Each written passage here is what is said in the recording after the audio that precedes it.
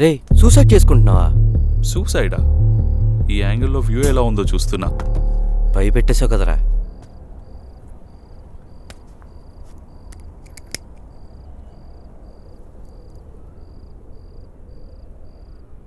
ఇంకెప్పుడు ఎవరిని లవ్ చేయవారా? నీకు తెలుసు కదరా, I don't love anyone anymore. Match అయిందా, ప్యాచ్ అయిందా, ఎవరి దారిన వాళ్ళు వెళ్ళిపోయామా.